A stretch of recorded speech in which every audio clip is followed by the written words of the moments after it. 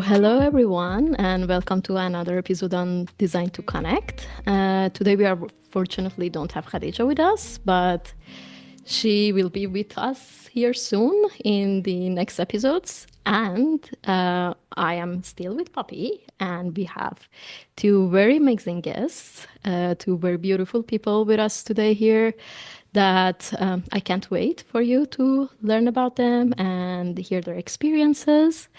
But another thing about what is the context of when we are recording this episode. Today is 21st of March and is the second day of spring. Yesterday it was Nowruz, which is the Persian New Year. And I know that I celebrated it and Poppy did at her home and Khadija did at her home. We have all some Persian lineage going on between us. So that was beautiful, even though today it's very cloudy and it doesn't really look like a spring. But yeah, yesterday was the first day of spring this year. So going back to the podcast itself, Design to Connect is a podcast that really looks at city making and design and urban design and how we can really redefine the way that we are creating our cities and building our environment in a way that is done more consciously and it's less harmful, because we also recognize that city design and design in general and development in general, it's not only about the design that comes out, but also the people who design those spaces and also the values of the society that those designs are made in. So in this season, we thought, let's look at healing and let's look at, this topic and see how really, if we go deeper and we try to heal ourselves as individuals and as communities, how that can then impact the way that we really build the world and we create the world and really maybe redefine our current systems. So, looking at the topics that we till now talked about, we recorded 2 episodes till now. The first one was looking at our personal experiences of healing with Poppy and Khadija. We talked about our personal stories. And in the second episode, we really looked at the role of art in healing. And we had a workshop with some participants there, and we had this intense but very beautiful experience of listening to music and reflecting and talking about our feelings. And today we are going to talk about a topic that is really interesting, and it's a topic that is very much connected to how we feel and our healing process, but it's something that maybe it's we don't connect it directly to being healed and to go through our process. So we are going to look at styling and clothing and our expression towards through clothing, and really look at how clothing itself and the way that we express ourselves to our clothing can help us heal, or in our process of healing, how can our way of clothing change, and how really that self-expression through the way that we decide to show ourselves in the world can impact our mental health and really even the health of our spirits.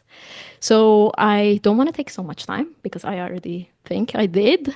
I will allow Poppy to talk more, but going back to the topic of healing and style today, I really wanted, since it's the episode on healing and clothing, and since it's the second day of spring and very close to Nowruz, I wanted to wear colorful clothes and wear necklace and nice earrings, but with the mood of the weather and also where I am in my cycle and my hormonal level, I just couldn't be, expressive in a joyful way. So I just needed something comfortable and warm. So here I am.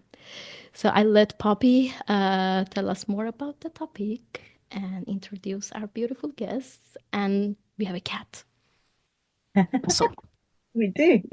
Ariza, thank you so much. And what I love about the way you've just handed that over is you're totally expressing through your dress today, like how you feel and how often we do that consciously and unconsciously is really key. So actually waking up and going, I'm going to do spring and I'm going to wear yellow and orange, and then going, how do I feel? And going, actually, I want one big hug wrapped Mm. around me, and that's this top. And I'm going to show up in what makes me feel comfortable, and that puts you in a different zone of self-care. So I guess that really sets the tone for this session. I I'm so excited because I've got two of my wonderful friends, Vic and Runa, with me today. And we're going to put a little bit of their detail and their career and their, achievements sort of in the world in the write-up. But all I'm going to say today is that I met both of these wonderful women at really interesting points in my life, but both of them have attended my SareeNaSorry Funshops, which I'm going to talk about today.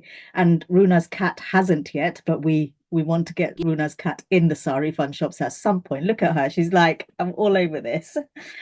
But Vic is a writer, a speaker, one of the most eloquent women I know. And if you want to dance with somebody at a summer party, then Vic's the person that you need to take with you. And I had the great honor of doing that with Vic last year.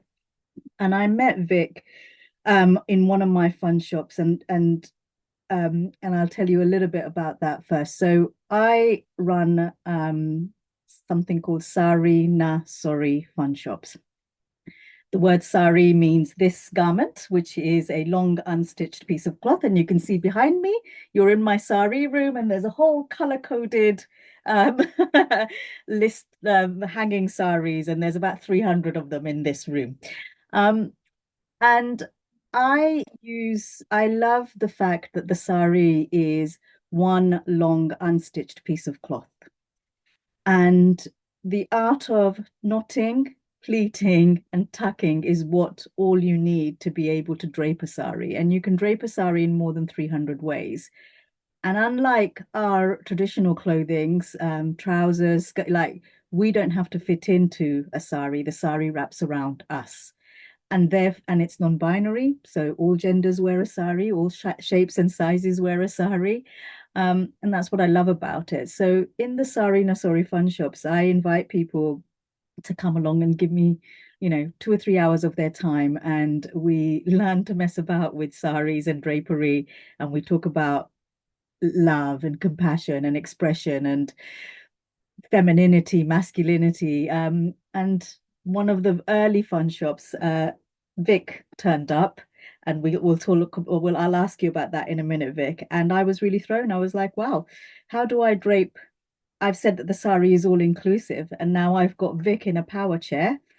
How am I going to do this then? And it really moved us into a different way of thinking about it, which is why I wanted to bring Vic into this conversation. And I'll never forget, Vic, what you said, which was it always makes me choke up. I've been stared at all my life, and today I want to be seen. And I was just like, wow, that quote, just I tell everybody about it when I talk about you. So that's my wonderful friend Vic. And then Runa and I met in the pandemic.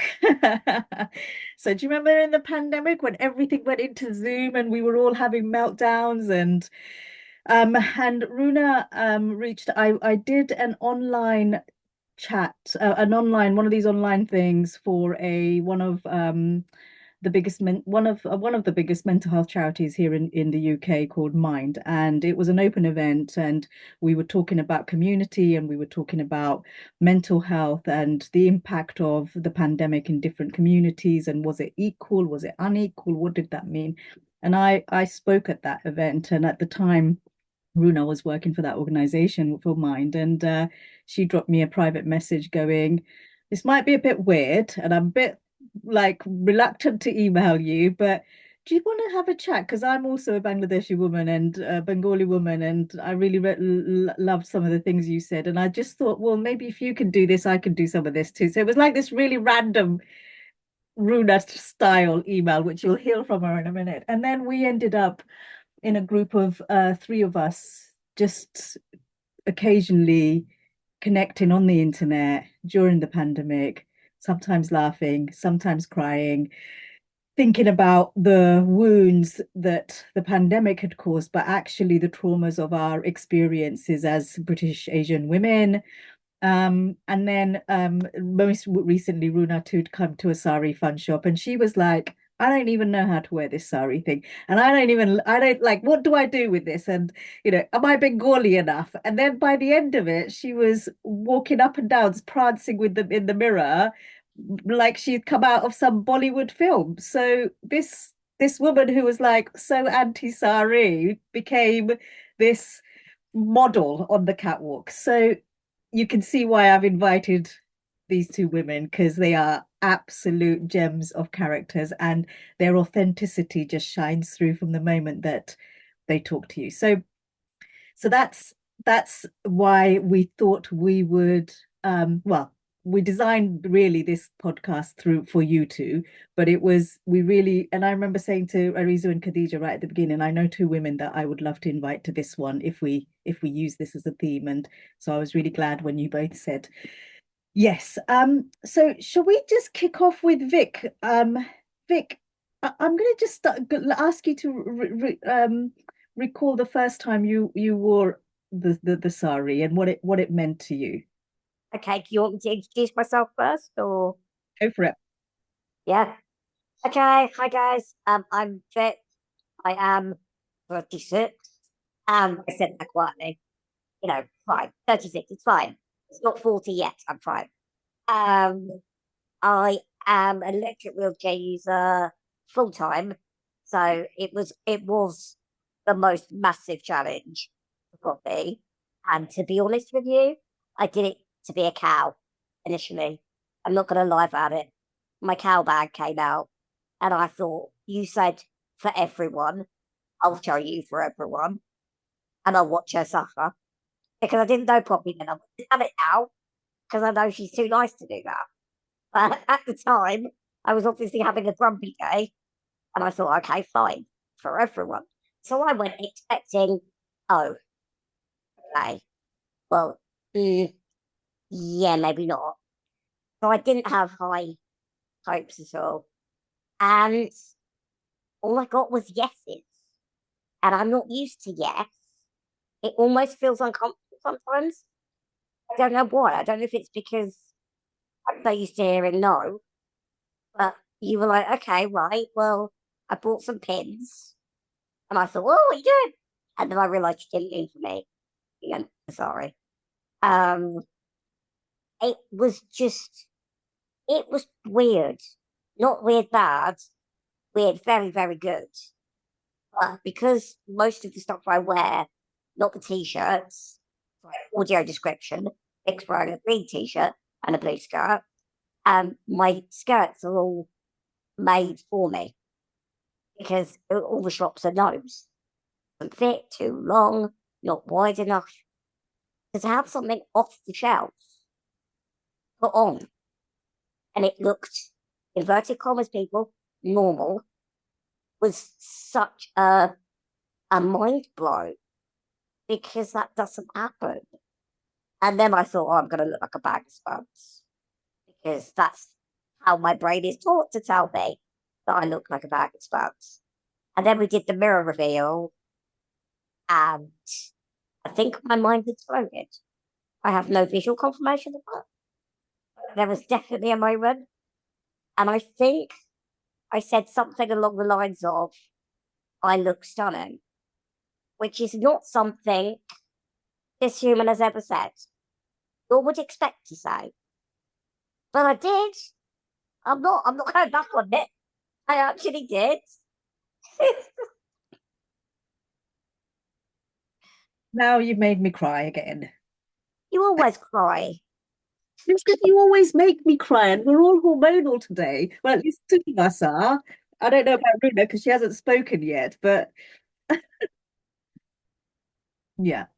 But I'm gonna pause you there and I'm gonna bring Runa in. But that what I hadn't really appreciated, and I could see a reason where you were really really feeling it as well, both of you were actually. All I hear is no, and I hadn't really appreciated that because of course you do, because the world isn't, from a design perspective, the world isn't designed for your body, is it? Yeah. Well, the world's not designed for me. It doesn't matter whether it's clothes or buildings or anything. So, nah, sorry. No, no, sorry. No, you can't walk, so you don't count. Like, we didn't make it for you. Mhm. And that's what I'm used to, sadly. Like, to suddenly go somewhere and get, oh, yeah, of course you can, was just, it almost felt a bit wrong because of how much I'm used to know. Yeah. I'm gonna let everybody absorb what you've just said. Runa, our relationship goes back a little bit more. You talk. I haven't even got a question. Come on. Where are you at with this? I mean, do you know what? Like, just thank you for like sharing that bit because I mean, obviously, we've never met, and yeah, like, I never really thought of it that way. And it's interesting because every room that I end up in with Poppy, there's always tears. I don't think that ever goes away. It's like, what were we thinking? Nah, today will be different, but nope, nope, it's there. Um, no, it's a really, I don't know, I don't know how to kind of I just I feel it. I can't describe it in words, but I really feel it. And you know, and there's a part of like I don't think it's my space to feel this anger, but there's a certain anger that rises up on behalf of you, Vic, like thinking, you know what, fuck the world. It is that. And it's okay for you to feel it because it's nice to have people get it. Even though, okay, I have to explain it. And to me, that would be nice to be a given and that it should be known of all the restrictions, the idiots, all that. It's nice to have the confirmation that it's okay to get really leery about certain things. Because when you do get leery, often the world's like, oh, calm down, babe. And I'm like, no, I don't want to be calm. I want to be angry at the thing that I deserve to be a little bit cross at. Thank you. Yeah, absolutely. I think it's everyone's right. It's not a privilege. It's everyone's right to be seen, not stared at, seen for who they really are. And I think, yeah, you're right. The anger is so thing. And when people are like, "Oh, well, calm down, babe," it's coming from a place of that they don't want that disruption because it's so tidy and neat in their world.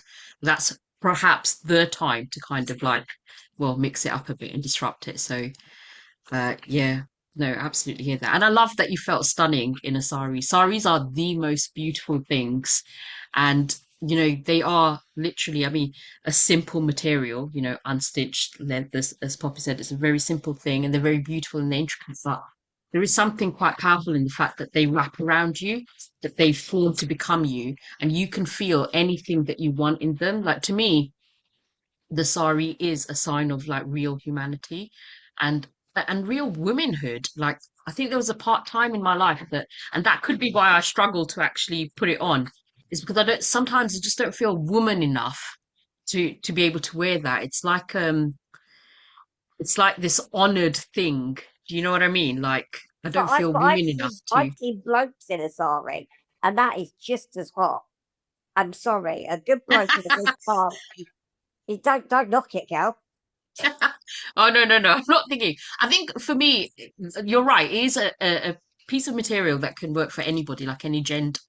But I think growing up, for me, it was very much something about a woman thing, like as in my mother only wore saris, you know, and she was one of those women that used to I must have the noisiest household with the cat going hectic there. I've got Alexa reminding me to hydrate, so you might as well all hydrate now.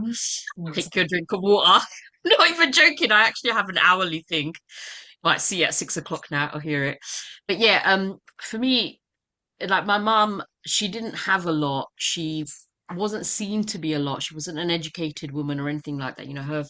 Her role in life was very specific. Raise the family, have kids, have a son, that kind of thing.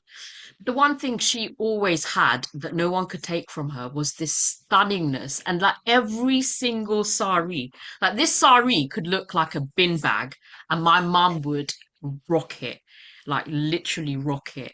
Like she suited every color under the sun. We don't have any of that. Like if you put a mustard on me or any of my siblings, looks terrible. We look washed out. But my mum, the woman that we had our genes from, it's like this amazing like woman. And she yeah, for me the sari is very much about my mum, to be honest. She was the first one to teach me. I mean, I've still not learnt it. I don't think I don't know, maybe I do know how to wear it, but I just don't feel okay wearing it. But she was the one that put it on me first, when I was a young kid. And I remember tottering about feeling like really grown up with my lipstick on and so, and my heels that they weren't really heels, they were just like little thingy, but I felt like a proper grown up. Um, I felt like my mum. Um, and that was a really like I always go back to that. So yeah, anyway, that's how I feel about the sari. There you go. Yeah, let me ask you. I'm always curious as to why there's a block for you, given how much you cherish this garment and it's part of your lineage, your history. Your mum taught you, you clearly have a lot of pride in it, and yet there's a block. And there's a curiosity and maybe maybe we can unpack that here, but maybe we can have another chat about that. But I really wanted to ask you, I'm not woman enough. What does that mean? Oh God, this is going to be one of those chats where I'm going to need therapy after, clearly. Um, Oh, this is your therapy room, mate. uh, and I Exactly. don't have one. I have one, two, three therapists. Yeah, some of the best women in the world are my therapists right now. Um, Yeah. I don't know, to be honest, what that block is. I mean, you should know. Like, I think I am just a box of blocks, quite frankly. Um, I don't know what it. To be a woman in my mind is someone who's like really wild in herself, but not like wild in a chaotic or thinky way, like that. She's so connected to the world. She's like a wolf, like literally like a wolf, and she does everything that she needs to for all the people that she loves and cares about. But she's also able to hold, I don't know, her pain, her joy, her everything. To me, that's like the epitome of beauty. And I don't know, I've always felt like couldn't possibly aspire to even if I did, I couldn't possibly get to that point. And I think that's the block. Like thinking about the women in my family, thinking about the women in like my cultural heritage, the stuff people do, like it's like they're never seen, they're stared at, they're abused and used, but they're never really seen for the goddesses that they are. And to me, I don't know, there's something quite sacred about it, I guess. It's probably why there's the block. So you don't see that, so you don't relate to you being the wolf. Feel like I'm one of those wolves that have lost their way. I've got to find a tribe. But I am finding my tribe, and I do have like a lot of women around me now that I'm very lucky to have. Um, I mean, Poppy, you're part of that like tribe. Now I'm just gonna add you, Arisu, and Vic. Like I'm gonna go for it. But I've been very lucky to have some really wholesome women around me. And I guess that's my journey, isn't it? Like everyone has their own journey and their own meaning of life. I think for me, my meaning of life is to break down that block. I think that's literally my meaning of life, and whatever comes out of it comes out of it, I guess. Yeah. If I may add, and like not to put words in your mouth, Runa, at all, but there's something like that I'm facing with a little bit also. I don't know if it's the same thing that we are facing, but I see some patterns, so I'm going to talk about it. I feel, especially for us, that we had, mothers that were housewives. and they had more traditional ways of living. We have kind of a double feeling towards them. That one is that we love them and we adore them, and we see how much what they did is needed in the world, and they were really doing the biggest job and the care work and taking care of everyone. But at the same time, we are really, I mean, I'm not generalizing, I'm saying for me, but I saw this in other people too, that we might be also scared to become them, in a sense, not because we don't adore them, but because we've seen how the society had acted towards them and how they were disrespected and how, they've been made jokes about them and their work was unvalued. So there is this part of us that really want to, be that independent woman that is not made fun of. So we try to become more also, masculine to not be that we've seen, through our childhood, that they've been disrespected. So for me, at least, like a big part and like a big part, an issue that I had with my womanhood was in that, because I was really scared that I would be treated like my mother. And when like I got married, I got really scared because now I was a married woman and I wasn't as interesting, in the world. And then I'm really scared of having children because, again, I know how my mom was treated and seen. So I don't know if it's that for you that kind of blocks you from being that womanly woman like your mom. But yeah, that's something that I've been trying to solve for really many years now. Yeah. No, that really tracks actually. I would be really scared to become like my mum, but also she's someone that I couldn't become like, and it's a two-way thing, isn't it? Like she's quite a vulnerable woman, but she has that strength. But you're right, the world doesn't see it. The world takes the myth. The world doesn't see her beauty. And growing up, like we've all, like I know that me and my sisters, we've always felt like we had to have like we were her security guards, like we're just hyper vigilant. Is anyone saying anything? And I think I've grown up with this thing of like, fuck you in my head all the time. So I can go from like, like really like, this is too much, too straight, because those are the two roles that I've just had. And yeah, I totally hear that actually. It'd be interesting to hear what you, Poppy, and Vic think. But like, yeah, I totally hear that, Rosie. Thank you.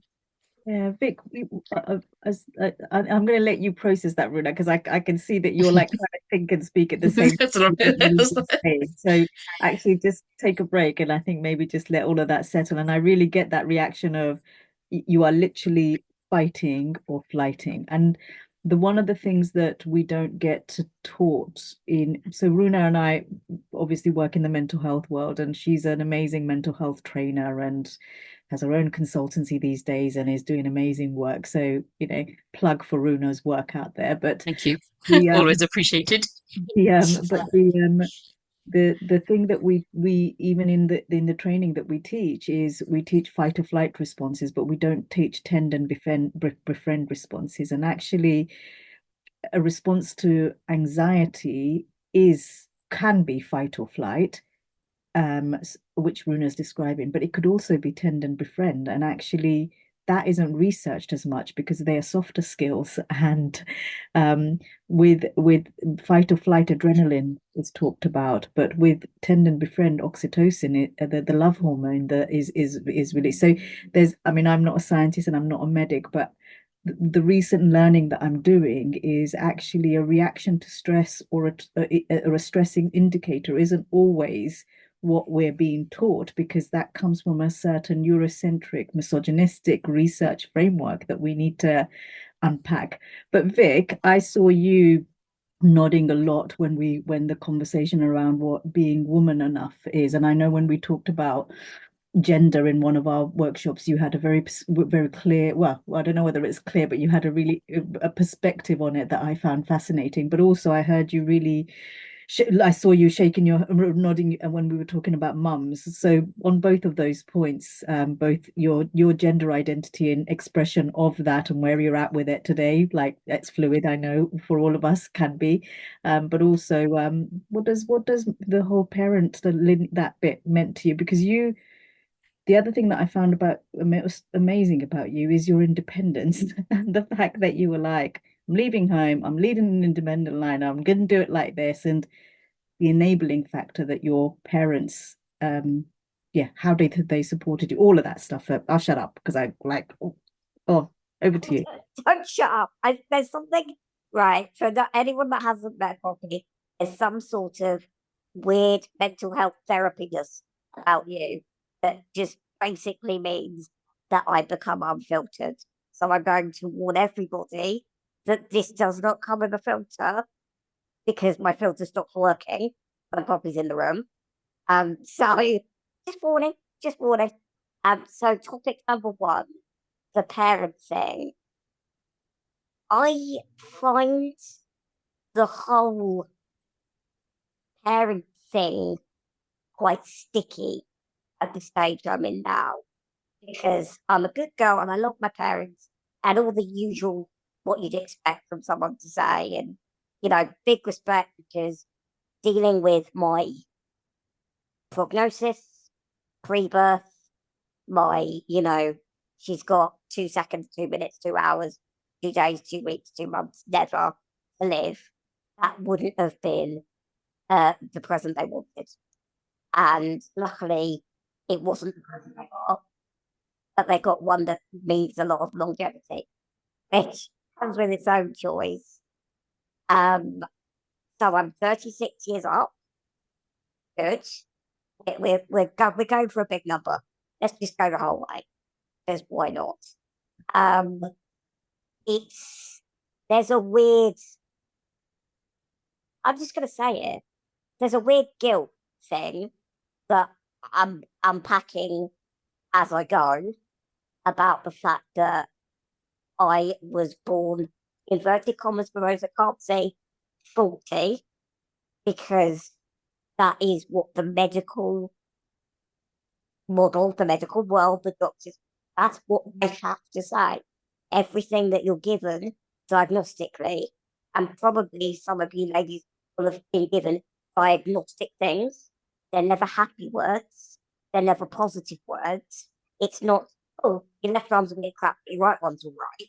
It's always just your left arm crap. Oh, thank you. I knew that.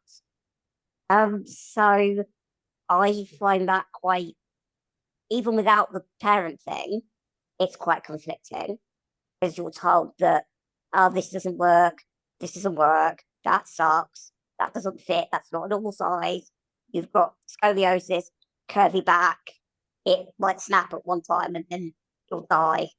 All the really cheerful stuff that you don't want to hear. I'm here, shut up. So that's always been the thing that I try and ignore. The voice in the back of your head. Can't get rid of because it is there and it will be there. So that sort of plays into that guild model. I used to see my mum as the one that made everything better. As a kid, she did the washing, the ironing, the cook the food. She got angry, but that's just a mum thing. Every now and again she'd blow up and then give her 10 minutes and she's fine again. But she was the fixer. And then the dad was the fun one because he was out all day at work. So you didn't see him when he was stressy. And then he'd come home and he'd have to take over. But because he'd only been with us for 10 minutes, he could maintain that sort of, let's play a game thing. So you get a misguided balance of who your parents are. So more kudos to my mum because she had more time to not kill us. Whereas I got the easy bits. But equally, I don't want to be her. I know that sounds really odd, but as your parents get older, as anyone gets older, their traits amplify, right? So if you were a little bit I'm going to use your favourite word, Pops, vain. If you were a little bit aware of how you looked when you were younger, you become Mrs. Vanity. Oh, I must just check my hair from the ninth time this minute, So your traits become overblown. So all the cool stuff or good stuff about my mum is now super overblown. She used to do 2 tasks at once, get them both done. Now she's got 64 tasks on the go, and papers everywhere, everything's half done, but she'll sort it eventually. I think I can't do it. I can't do that. One thing at a time. Just play and start with it. But that's all just peripheral. But I find that when I go to stay with them, I find it so aggravating, so triggering. I don't know what it triggers, but it's not nice. It's not healthy. I just spend the whole time being cross, and that's not my normal. So on that, Nick, we're leaning into the second topic that I put to you, independence. You've done the parent bit, and I hear you. Independence. So what does that mean to you? And just a bit of insight into that. Okay, so I suppose the general consensus of independence, taking away the disabled bit from it, is that maybe you live on your own, or you live with your husband, your wife, your boyfriend, your girlfriend, and you have a job, and you're self-sufficient, and you get to a certain age, and then you have a baby, because that's actually what's expected, and the baby's gorgeous, and they grow up in a lawyer, and it's all nice, sorted and fixed. That's not my version. That's way too simple. My version of independence is just if I want to go and get some sweets from shop at 2 o'clock on a Thursday afternoon, I do that. If I want to spend the afternoon in the bath, I can do that. If I want to do nothing all day, I can do that. If I want to go to the cinema in the evening, yeah, fine. If I want to go out at night, yeah, fine. There are restrictions. There's always restrictions. There's always a catch. And obviously the catch is around bedtimes, getting up times. That's a catch. But I've learnt, rightly or wrongly, can I add, to accept that as a part and parcel of the joys. And to be honest, at 36, I'm not as bothered as I was when I was at uni and I just wanted to be an idiot. But it's, I don't know, I'm happy with that at this stage. I wasn't a few years ago. I was quite angry. I think possibly when I did my first SareeNaSorry. Which way round is it, Poppy? Whatever way you want to say it, there's no wrong. It's a workshop, a sorry workshop. Just cut me from. And I came to it. I think I was just about coming out of my angry phase because it was a 2-part angry phase. At the Bear University, where the solution was just be an idiot, which is not a solution. It worked for a while. And then I started living on my own and I couldn't find a solution. And that's even worse because you're just in this weird angry limbo for however long you stay there. Whereas now, thank goodness, I sort of found the sweet spot at the moment. And I'm definitely a different person for having found that. I think I'm a calmer, more rational person, I hope. And I've got that sort of nearly sorted now for the next year so I can breathe and I can learn to be whoever I'm meant to be for next year. A work in progress always. Because, and that's the thing with, you mentioned gender. I'm like, why do I have to be the pink box or the blue box? What if I like purple? What if I'm lilac to that? What if I'm dark purple? What if I'm claret? Like, it's very, I think it's very prescriptive to say to this little baby that's just come out of there, you've got to be blue. You've got to be pink. You wouldn't do that for anyone else. I mean, yes, you give them a name, but that's changeable. I just think it's to me, it doesn't reflect the amazing spectrum of humanness that could be in the world.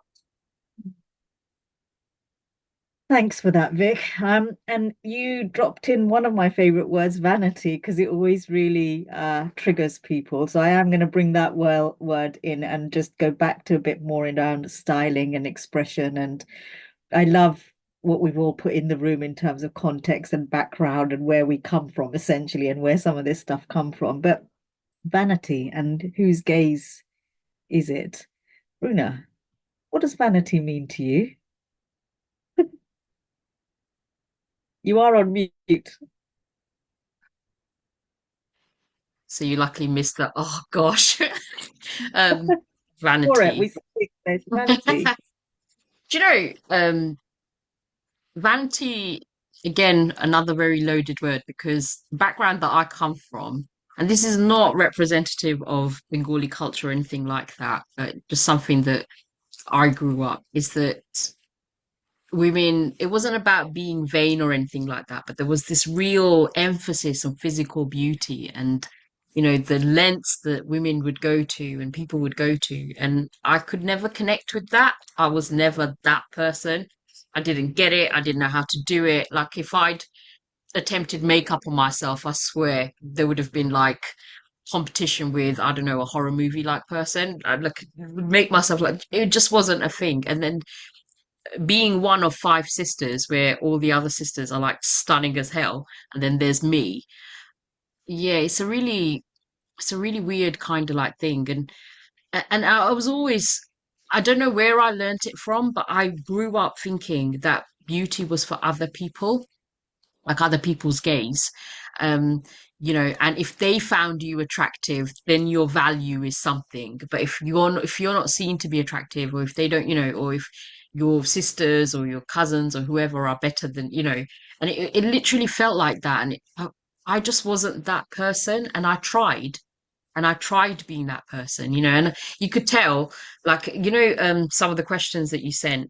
Um, there was one question about thinking about how your dress has changed from, when you were young to teens to, now 20s to now. Well, obviously, when you're young, I mean, I don't know about you guys, but I had no choice whatsoever. I had to wear hand-me-downs and all sorts of trash. I was just lucky that I could wear them and they fit sometimes. Sometimes they didn't. It is what it is. But as soon as I started to get more autonomy and choice and be able to get my clothes, I used to opt for clothes that were very much focused on emphasizing the body. It was a very sexual thing, actually, looking back. Like I wanted men to look at me, but I also had to be um modest and thingy. But I wanted that attention because to me, that's validation. And in my 20s, that kind of like carried on. Um, and it's weird because now I don't feel the need to do that as much. In fact, where before I'd opt for like skirts and dresses and coming from a Muslim background, I'm not meant to show my legs or anything like that. I can tell you where all the best toilets are in London because I used to go and slip off my trousers and go bare-legged and then on the way back put them on. Sometimes I don't know, never ever have loved the feeling of just going into a pub alone. But my God, when you're desperate and you need to put your trousers on or whatever leggings on to get back home. Yeah, I did that. So yeah, like I don't know, I spent a lot of time, but now I don't feel the need to do that. I'm very comfortable in my like literally my jeans and quite sometimes even masculine top, and that aligns more with who I am. And weirdly enough, I actually feel sexier now than when I did back then, when I was really trying hard. Um, I don't feel like my stuff's more performative. So I think vanity for me is when you get to a point where you are all about what other people think. And it's changed because I needed it, and now I don't think I need it at all. But the meaning of what it is for me is still stays the same, I guess. Yeah, And I totally relate to the changing of clothes that so yeah, I think it was sort of the generational thing. I don't think our kids do that. Well, I think some of the kids still do actually, but maybe yours and my kids don't do that. And Arizo, I saw you nodding and relating to some of when you were saying about beauty was other people's gaze, and then you went on to specifically say, it's the male gaze actually in my 20s that defined my expression. So it was almost like actually I guess where I go with the vanity thing is it's really interesting what it triggers in people and how vain is a bad thing. But actually, when you look at what vanity means, and to us individuals, it's because we're judging ourselves from an external gaze, and quite often, not always, a male gaze. And what if we took that out and we were looking at ourselves? What would vanity mean? And actually, playing with vanity is surely also our right if we were stepping into our femininity, our womanhood, our masculinity, our non-binariness. I wonder what healing would come from that. But Arizo, I want to bring you in because I saw you really connect with your eyes lit up and you connected with some of what Runa was saying. Go on. No, I mean, definitely, I think I had similar experiences. And as Runa was also sharing, that she didn't feel that beauty like growing up. I also like exactly felt the same. I think it's something that probably everybody feels, but and yeah, so the way that I tried to kind of go with that was that okay, so since I'm not beautiful, so I need other things, to get the respect of people. So my focus and my identity became so much about my studies and like to be the good student. And so I think and I think that helped me a lot because then I saw over years the women that defined themselves in their beauties because again of how they were viewed by the society as the beautiful ones, how much that like created a lot of harm in their life. So I think that kind of was a lucky thing for me that I wasn't considered beautiful because I, yeah, I could kind of protect myself from some of the harms. And there's this story that I don't remember it like very well, but there's this story of the trees in a forest in a jungle. That there was a time, when they were cutting all the trees and for making furniture and kind of industries and all of that. And there was this tree that was kind of crooked and kind of not considered as the beautiful one or the useful one, and it was the only tree that kind of was protected and it was not cut and it could remain there. So I think it kind of connects to the way that women are seen in the society, and especially the ones that in the teenage years I feel that are seen as the beautiful ones, and how then that kind of the society takes away so much from them and it harms them, and they kind of become these products. And yeah, it's sad. Okay, my brain was all over the place, but yeah, sometimes it's good not to be the beautiful, useful one, especially in the society that, yeah, that Do you know uses. what? That's like when we say like beautiful, I think sometimes it's that definition of beauty. If it's just the standard Western, then that's bollocks, isn't it, really? But and we know that. But then subjectively, I think sometimes it's also intertwined with love. Like I don't know about you guys, but I think there was something, an added layer was that if I had that conventional beauty and I was like looked at, then I would attract that love, the love that everyone dreams of. It's very Disney. It's not real at all. And yet deep down, that's kind of the love that we're taught to like long for. And then actually, if you can get it or you can't get it, do you know what I mean? Like even today, at 43, I still look at that and think, I wish I could have that. And I think, oh my gosh, at 43, like not being funny, but I'm off the shelf like about 25 years to get that, if that was even gonna happen. And it's not even real life, because when you hear about real people's stories, you're like, that's trash. I don't want that in my life, you know. So, but I think there is something in there that is, I don't think it's as simple as like vanity or beauty. I think there's something about the belonging, the love, being seen. And I think in there somewhere, the complexity is the love that we actually need to feel for ourselves. It's not there. Like, almost like we need other people to teach us to love us. That's where it's wrong, because I don't think anyone can really truly love you in the way that you have the potential to love yourself, warts and all, you know? I don't know if that makes sense, or if I'm just waffling some rubbish. I know you got the. I'm gonna stop the self-deprecating Ah, comment. You're not totally not rubbish. You're totally not unbeautiful in the stereotypical sales, whatever it is like that. We're not doing that. We're gonna leave this session everybody feeling more than they yeah, joined. I think there's a question mark, like that. You sort of flippantly said, "Oh, well, actually, I've been off the shelf." And it's a bit like the vanity question and the gaze question. Whose shelf are we talking about? Who put the shelf? I'm not asking you to answer. I don't want you to respond to that, but who created the shelf that you've put yourself on that you're no longer on in the first place? And I guess given that we're talking about expression, like there is just in our conversation, our self-limiting beliefs are so ingrained that you kind of have to do the work almost every day with every conversation to keep unpicking them. And that in itself is exhausting, isn't it? Uh, Vic, you were nodding a loads around sort of the comments that Runa were making. Like what was coming up for you? Well, I was doing a you.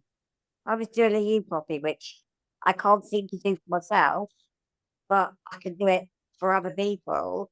That, Una's saying, "Oh, I'm off the shelf." Sorry, Runa was saying, "Oh, I'm off the shelf," and I'm like, "What shelf, dude? There's no shelf. That's not a thing." And when you say, "Oh, I'm not beautiful," well, what is this mystic beautiful that you're talking about? Because if you get a group of women in a room and a guy walks in, one of them will go, "Oh my god, he's really hot," and the others will go, "Ew, what are you saying?" Because no. So I don't know. The whole thing isn't a thing. Beauty isn't a thing. And what we think is hot or not, or all that, is not a thing. But if I tried to tell myself that, I would fail epically. I know that where you guys perhaps dress to attract, or did dress to attract, I've actually always done the opposite. I dress to hide. I dress to blend in. I dress to not be an object that people would make naughty comments, or, I don't want to be wolf whistled. It freaks me out. Um, I dress to feel safe. I dress to hide. Sometimes, even though it's colourful, it obscures a lot of my shape. And I do that on purpose, and I admit that. And yes, content warning is because Poppy's in the room. Um, but I don't know. I don't know if I would want to change that, because I don't think necessarily that's a bad thing. It might be a bit self-deprecatory, but it's because I've never found, apart from sari, fair, I've never found that sexy middle place where I feel sexy without the need for anyone else to go, "Oh, hello." I don't want to be sexy like that. That's ew. And on that, Vic, I'm just gonna share a little story about our big night out that we had last. Was it summer? Was it summer? It was It sort was of October, wasn't it? October. So Vic and I went to this event, a fantastic event that, and I said to her, "Come with me, come as my plus one," and we'll both go dressed up in saris. So we met up a little bit early. We dressed up. And then we went along to this event, and there was a few things that I learned that night that I've were new to me, because this was the first time Vic and I had spent some time in the evening together, and I'd not gone out with Vic before. And one of those things was the journey, like the physical journey into the room that we were in.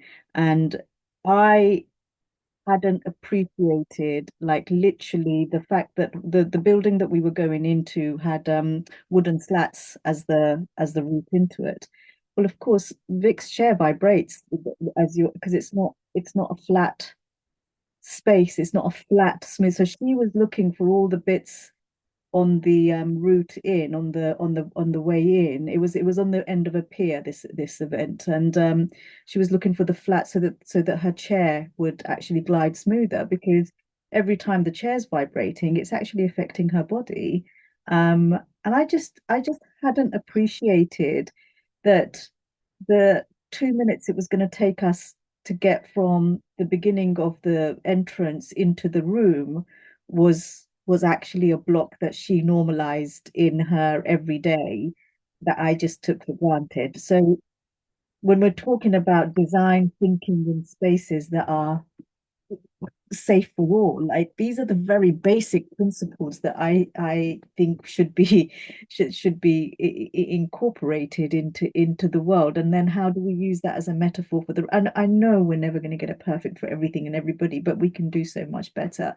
So that was one thing that I learned that day, was how different that was. The second thing that I learned that day was the way some people spoke to Vic. So, and you just said to me, Vic, that day, oh, I get that all the time, where people have the right to reach out and just touch you, and like, it was so people would come up and almost just sort of give her a hug and be like, and particularly after a couple of drinks, people loosened up a bit, and we were both married too, so we wasn't like, but we were. And I was quite surprised at the number of people that felt like it was almost like this patronizing, they were doing Vic a favor by coming in and reaching out and giving her a hug, and that access to your physical self, and how obviously you haven't got the space to then go, actually, fuck no. Like, it was almost like you had to accept that. And I thought, how exhausting that must be, actually, that people. It's the breach of personal space, but for some reason, because I'm surrounded by a metal wheelchair, which I would have thought is actually a massive get away from me sign, but it isn't, and you think it would be. It's an invitation to approach and to over approach, especially when, someone's been a little bit lubricated. So, things go a little bit easier and a bit less thought. And because I've got brittle bones, sorry, I forgot, no one listening to this knows that. Um, Short in stature, arms are probably like, well, they're not long, put it that way, they're not long. Um, People feel that because I'm smaller, it's like I'm a kid. It's like you can just sort of pick her up and swing her around the room. I mean, they don't like this, because I break into a million pieces. But it is that sort of, she's small, she's cute, and I'll do my good deed for the day by touching her and making nicey nicey. And I genuinely think most people that do it mean it in a positive way. But at 36, it's a bit yuck. But I don't have a quick and easy way of basically going, get the hell off me, you weirdo, which is the immediate thought, but with a swear. So generally, I just go with it. And you didn't mention the fourth reaction to it's fight, flight, or freeze. And I freeze. I literally go into freeze mode, and my brain goes, "It'll be over in a minute. Just sit through this. It'll be over. It's fine. They'll go. They'll get bored. Just don't be interesting." And I do. And Poppy probably saw me. I just go really boring until they move away. And then I'm like, oh, thank God. I don't have to freeze anymore. And that completely makes sense, doesn't it? That you dress to hide and feel safe. Because actually, when you're having that as a repeat experience, on the one hand, people don't see you, and on the second hand, they come and express their whatever it is that, like, they're good intentioned, but they express by invading your personal space and you freeze and they don't actually recognize that. That's a huge violation of your space and physical being. And actually that it's no wonder that for you expression, styling is about safety in a way that the three of us could never ever fully relate to, but we probably have got some examples of dressing for safety, but not in the way that you experience that. I can see both Ariza and Runa a little bit shocked and um reactions, ladies. I mean, yeah, whoever wants to I go. am too shocked. I am too shocked. Do you know what, Vic? You need to take boxing lessons if you don't already. Just box those people. Sort of like, what arseholes? Because you know what? The thing is, okay, they might be well intentioned, but the reality is they wouldn't like if someone did that to them, like that, violating or invading like space. Like that's a huge, huge thing. And it's weird. Like I don't know if it's like the disability thing or the fact they actually mention like the smallness, because I do improv, and some of like my peers that are like quite like short or like smaller, and they seem to be like kind of cute, like we have to have like a proper boundary thing. Do not pick me up. Do not think that in any scene you can pick me up or you can do this or you can do that, because otherwise people just do it. They don't think about it and they will put them in a role where they're kid-like, and then they will start kind of doing it. And I think that's just something that actually as human beings we need to do better. We need to be more aware. We need to think that this person might not think or experience how we think and experience. That's the true nature of it. And I always feel like, when it comes to inclusivity and stuff like that, people talk from a point where they're like, they absolutely know what they're talking about. But I think the most important point that you have to come from is, I don't have a bloody clue. I need you to tell me. Do you know what I mean? I'll be curious when I ask questions. I don't want to offend. I want to learn. And, it's important that we are mindful that people might have boundaries that it wouldn't have even like occurred to us. So yeah, until that we get to that point, Vic, I suggest boxing lessons. I mean, people. My biggest, just, and I call it a prickle because obviously I don't punch them in the nose, and I don't. Okay, I have rammed feet over before. That's a confession right there. That's the ultimate. What do I do? I'm panicking. Run over their foot. It'll stop them. But the head pat, people that pat me on the head, is just, it makes me want to throw up in their face. I honestly, it's so yuck. Can you think of anyone at the age you are that would seriously think it was okay, stranger or not, to pat you on the head? Like, you don't do that. That's for dogs and 2-year-olds. I mean, it's not even for 2-year-olds. Can't imagine patting a kid on the head ever. Ew. Interesting, isn't it? Gestures. Ariza, what are you thinking?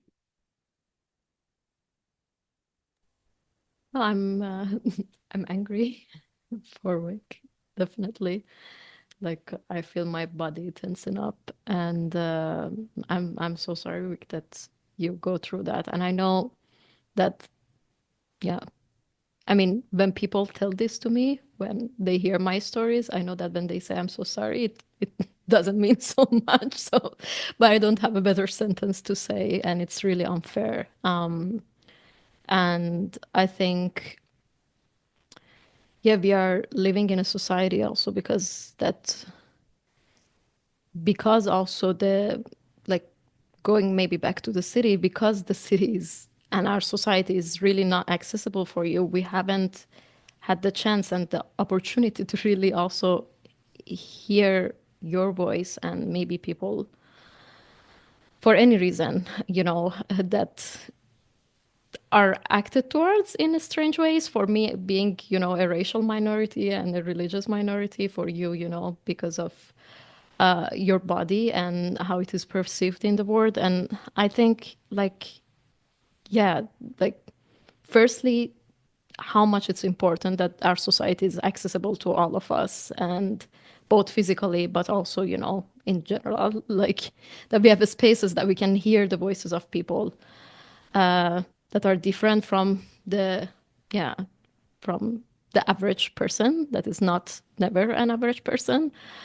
But yeah, I don't know. I don't know what to say, and I'm shocked and I'm angry.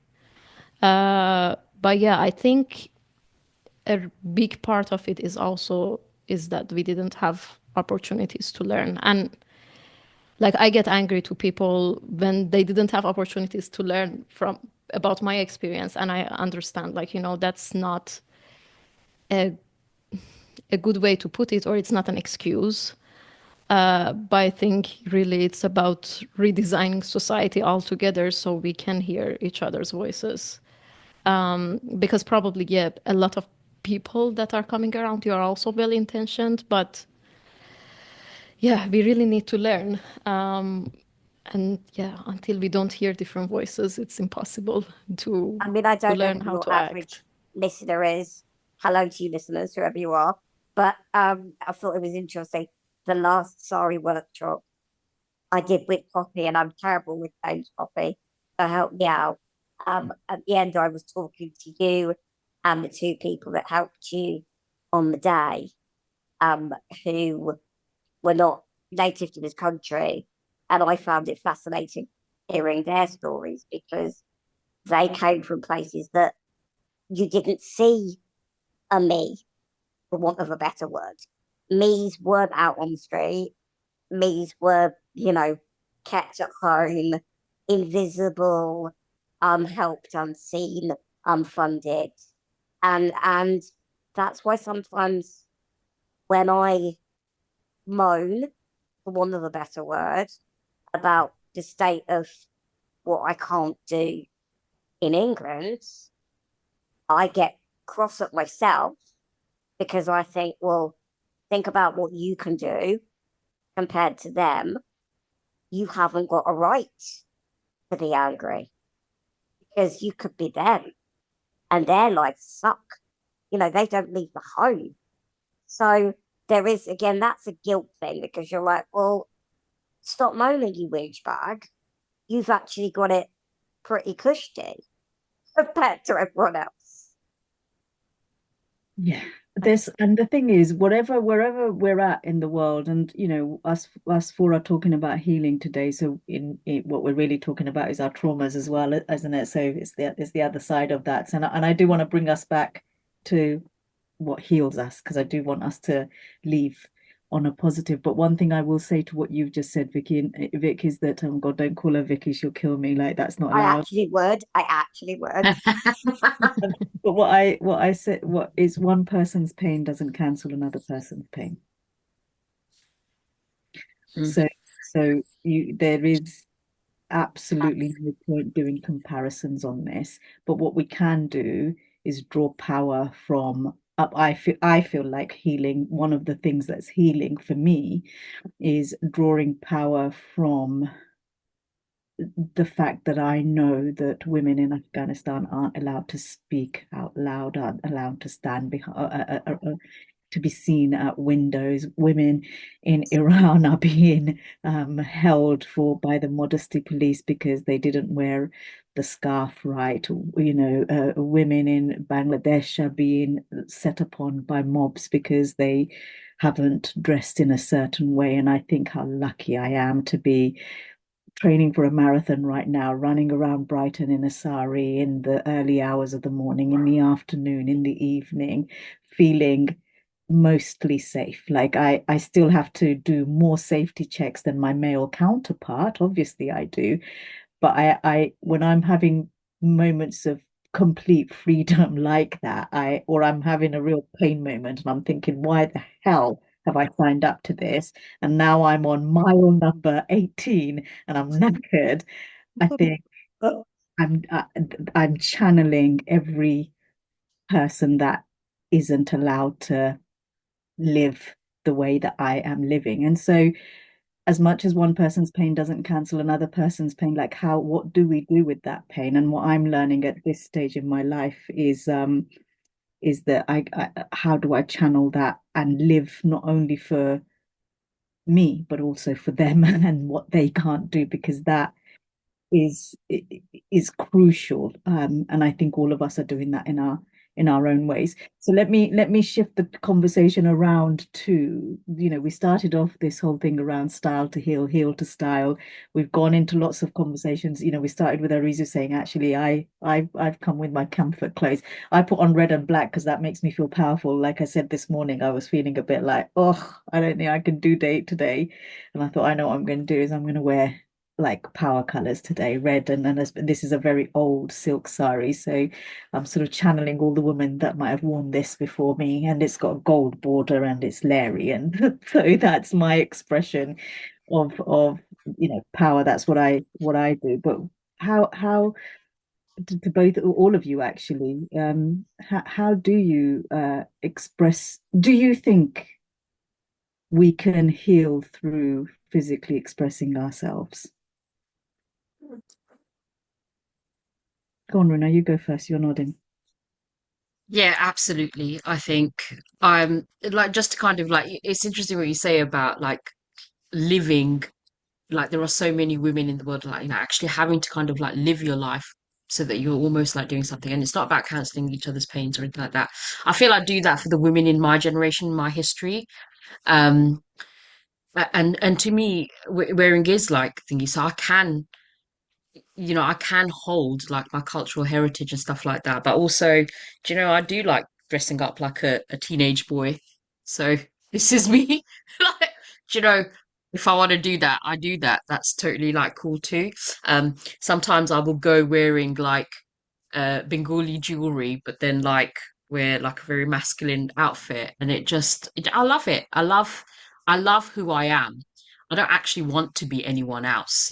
One of the things that I'm learning about myself is that I actually really like who I am, and I can represent the women in my family and my history. But also, I have the privilege to be able to take it forward a little bit more, live more, do more. Because, the women in my family are bloody brain boxes. Like, they're amazing. Like, to the average person, they might not look like they've achieved anything, but in their everyday life, they're very industrious. And if they had the opportunities, like, move over Bill Gates, and all the, like, I can't think of anyone else, Alan Sugar, move over, mate. Because they would have absolutely nailed that shit. Um, so yeah, I feel like I feel, I don't know. Yeah, I absolutely feel like you can have everything. I can have everything. There you go. And thank you. And I'm going to come back in a moment with one last question to you, but I'm going to pose it now so that you can think about it. And Ariza, the question was, you came up with this, didn't you? Which was, go on, you ask it, and then we'll go to Vic about the first question. Go on. Yeah. So if you wanted to really imagine like the most healed version of yourself, let's see in some years, in 10 years, 20 years, maybe in your 60s, 50s, 80s, and hopefully that we all will be healed with, age, more healed with age. That version that is the most healed version that you can think. And she's aged and, she's gone through life and found herself. How would she be dressing? How would she move through the world? So hold that question, Runa. You think about that. And Vic, let me come to you. Style to heal, heal to style. Can you um express yourself through your dress? I know you've shared so much today, Vic, and I'm so grateful to you. Thank you. And you don't have to answer this question if it doesn't make No, me. it's just a really difficult thing to know, because do we ever know that we've actually healed? That do you ever get to the finalized, finished, I am a healed woman and I don't give two monkeys about anything? Or is this just one of those annoying things that rolls on forever because things will keep happening that knock you off the perch that you think you want to get to. So is it a continual? I think we can dress or express to console ourselves, to comfort ourselves, to sort of relax ourselves into feeling better at certain times or certain days, or in the same way that when you get home, you jump into pajamas because that's comfortable when it's just you and the cat. But I don't know if you ever get to that point of I wake up on a Monday and I'm all healed and I'm going to wear whatever I want because I'm this super healed goddess of a woman that's got it all sorted. I've already prepared for lunch. I've already done, the kids are in bed. It's like, do we ever get to that shiny gold moment? Or is the whole joke of life that we're aspiring to something that is just impossible to reach? Okay, well, that's a really good reflection. Let me ask you a slightly different question then on that same topic. You've always got a funky hairdo, right? And whenever we've met each other, you've like gone, I'm going to go and I've got my hairdo booked. And actually, tattoos are your other thing as well. So maybe for you, the dressing thing, because we've already heard what that's about. You haven't seen the hair today. I'm going to do an audio description for those that can't see. So if you can see that, just say yes if you can. I had this done yesterday. Yeah. My hairdresser loose. Right, so brilliant. So you've got stripes in your hair, I've got right? stripes and I've got a star on my neck. I've got a star, and on my right I've got Go Faster stripes.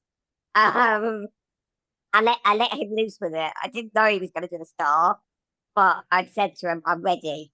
Just do whatever with the clippers. I don't care. Make it good."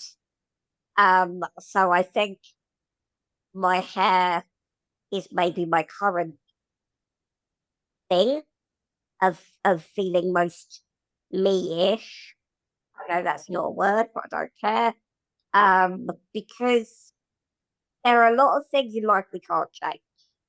And at the moment, the male gaze is definitely one of them. But I can change my hair.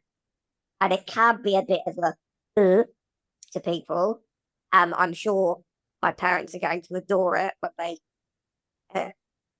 don't really give a monkeys. But I don't know. I do see my hair. It feels like I'm reaching something I'm never gonna quite get, because I think what we aspire to is rubbish. It's just rubbish. And the quicker we can accept that piece of traumatic news, because it is quite traumatic, because we all think we're going to get the Disney princess carriage with the mice and the pumpkins and all that, and it's terribly lovely. Maybe we've just got to get real and be like, you know what? I just want to put something on that I feel good, not everyone else. Okay, love that. So I'm going to come to Runa with her next phase of life, the ultimate expression physically. But Vic, I'm going to come to you and go, if you were to get a tattoo at a point where you were like, I have reached a point where I am extremely content, which is one of the things that you said, content and I'm cozy. What would that tattoo be? But Runa, go on, expression. What does that look like for you in the future? So for me, the expression, and I totally hear what you're saying, like Vic, and I agree. I don't think it's the Disney princess thing at all. For me, I think it is like the biggest fuck you that I could possibly come up with. And so in my mind, I don't know if I could actually do this in real life or not, but in my mind, I would have, like Cruella de Vil. So I would grow old gracefully. So I'd have the badger look, and then I would have, like what you've got there, the sort of like the slice look, I would have that all over here because that is just a big no-no of being a good Asian woman.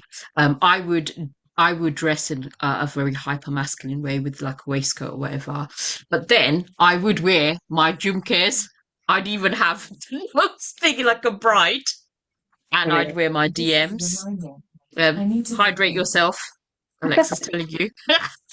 And yeah, that's how it would be. I would literally be both female and male together in that one thing, and it would be like, Love it.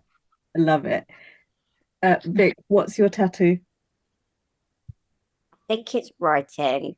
I don't know where I'd put it because you're making me commit.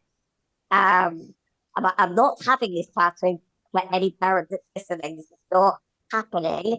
This is a fictional circumstance. Yeah. It would have to be something like, I am me, and that's enough. I don't think we need any more words to end this session. Arizu, over to you. Thank you so much, my friends. And yeah, I love you dearly for spending this last hour and a half on a Friday afternoon with just so much love and care and insight and honesty, and just love it. Thank you so much. Back to you, Arizu. Yeah, same. Thank you so much. And really, thank you for sharing your stories. And I'm so grateful that I was able to like hear from you and really to open my perspective to the life and world a little bit more.